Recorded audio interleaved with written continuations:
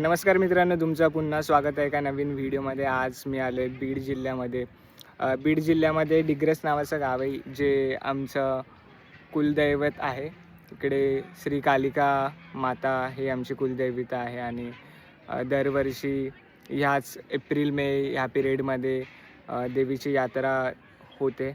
तर जे पण आमच्या जातीचे लोक आहेत ते ह्या वेळेला एकत्र येतात, भेटतात, भेटीगाठी करतात, राहतात.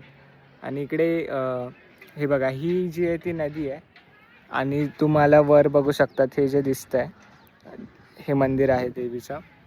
आणि हे गाव आहे, इकडे एकदम रिमोट विलेज आहे. काही म्हणजे वर्षोनवर्ष ह्या जागेचं जे इम्प्रूव्हमेंट होत आहे. आधी इकडे राहायची वगैरे एवढी प्रॉपर सोयी नव्हती, पण आता ह्यांनी केलेली आहे प्रॉपर सोय. प्लस जेवण वगैरे असतं, सकाळ दुपारचं जेवण, नाश्ता, या सगळ्या सुविधा इकडे असतात ह्या वेळेदरम्यान. आणि एक टाईम होता, म्हणजे मी जेव्हा लहान होतो त्या टाईमला ह्या इकडे आल्यावर जे प्यायचं पाणी आहे ते सुद्धा विकत घ्यावं लागायचं. पण आता ही परिस्थिती पूर्ण बदललेली आहे. आता सगळं पाण्याची सोय आहे, जेवणाची सोय आहे, राहण्याची सोय आहे.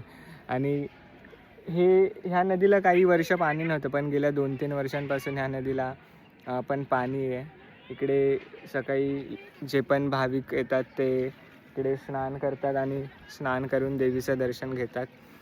तर आता दुपारचे वाजलेत 2, ऑलमोस्ट 2 वाजलेत आणि मी इकडे बसून थोडेफार व्हिडिओ थोड्या वेळापूर्वी मी ह्याच्या मागे होतो आणि नदीच्या काठाशी बसून तुम्हाला बोलत होतो. हे शिवलिंग आहे आणि इकडे बघा, हे जेवायची सोय आहे. जेवायची सोय आहे आणि त्याच्या मागे जे आहे त्या साईडला तिकडे जेवण बनतं. तर ह्याचं पद्धत असं की प्रत्येक भाविकजण त्यांच्या हिशोबाने शिदा दान करतात आणि त्या शिदापासून म्हणजे गहू, तांदूळ, साखर, गूळ हे सगळं दान करतात आणि त्या हिशोबाने मग इकडे जे पण जेवण आहे ते बनवलं जातं. आणि ही आहे नदी. नदीच्या त्या साईडला पण एक देवीचं मंदिर आहे.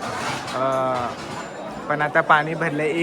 एक बोट असते, ती बोट ही नदी क्रॉस करून देते आपल्याला, पण सध्या ती बोटवाले नाही आहेत. म्हणून बघूया, थोड्या वेळाने भेटलं तर आपण जाऊया, क्रॉस करूया. जेव्हा आपले 1 लाख सबस्क्रायबर होतील तेव्हा आपण ऑफिशियल परमिशन घेऊन ह्यांच्याकडून सगळा इतिहास वगैरे जाणून व्हिडिओ काढूया, डॉक्युमेंटरी बनवूया ह्या गावाबद्दल आणि आमच्या कुलदैवतेबद्दल.